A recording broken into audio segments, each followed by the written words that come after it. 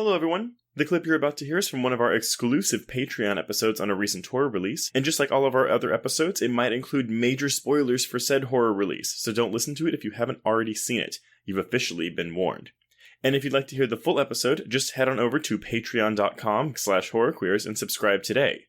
Without further ado, here is your exclusive Patreon clip. I mean, again, if you remember, my big issue with the Death on the Nile is that, that ending of the lovers being the killers, and of course we have someone fake dies, but they're not actually dead. Like, that kind of breaks all the bad rules of what you don't do in a slasher. Oh my god, in a murder mystery for me. Yeah, the execution of the ending for Death on the Nile was very underwhelming, and the problem is that murder mysteries live and die based on their end and their outcome. So I do think that this is a much more successful one that doesn't replicate Death on the Nile or Murder on the Orient Express, because I think that would be the other issue, is if you make it similar to the previous film, people are just going to say, ugh, why am I watching this? Well, and I will say, when I saw Orient Express, I didn't know, I'd never heard of the famous everyone did it ending, and so I was really surprised by that. So, but I like with this, where we're taking a lesser-known Agatha Christie story, one that wasn't even well-received when it came out, and doing something with that. So I actually wouldn't be opposed to him doing that again with something lesser-known. Yeah, I feel like my issue is that the reason I got excited for this one is A, because that trailer was fucking dynamite. Promote whoever cut that thing, because it was marvelous, but also the Halloween setting, the single sort of spooky location with the storm outside and everybody's trapped in. This felt proper murder mystery to me. I don't know how you do a fourth film without either having to break away and do something different, which maybe then gets you back to something like Death on the Nile. Right.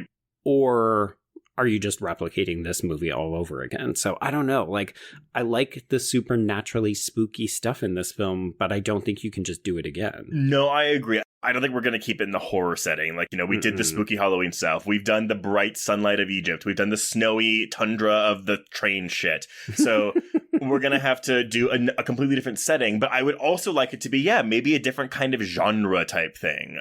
Yeah. I don't know what that would entail. I don't have enough knowledge about Agatha Christie to say, oh, do this one.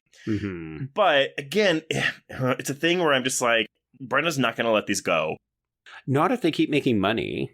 No, but I just wish we had a director that was, again, a bit more willing to color outside the lines of genre and convention doing these films.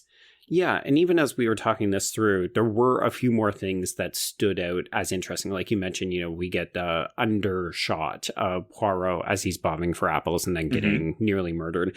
It's good. Like, there's some okay stuff in here. But every time we cover one of these, I can't help but wonder, what if we just Mission Impossible these bitches and had a different rotating director come in and put on their unique visual style? Well, and that's the thing, watching this, I was like, okay, cool, we are doing something different here, but it's like, we're not... It's baby steps. Yeah, we're towing the line of subversion and tradition, I guess. Yeah.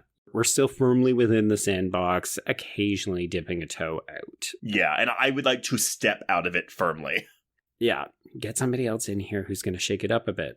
Yeah.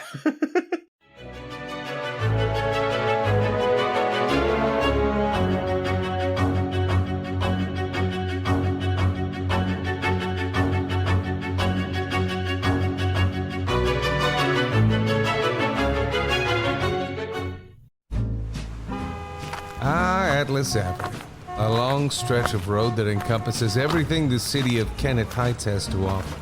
Neon lights, traffic, crime, the hustle and bustle of everyday life, and the craziest of characters. My office was above it all. My name is James Locke, and I'm a PI. Hello, Mr. J. How the hell you doing today? Good, Edith. Nearly every year I have a new case.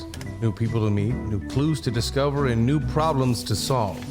But I do it the old-fashioned way. No technology. Nothing post-1950. Hell, I don't even listen to podcasts, but you should. Atlas Avenue Beat is a spoof of the film noir genre with goofy characters, tons of wordplay, and non-stop raunchy humor.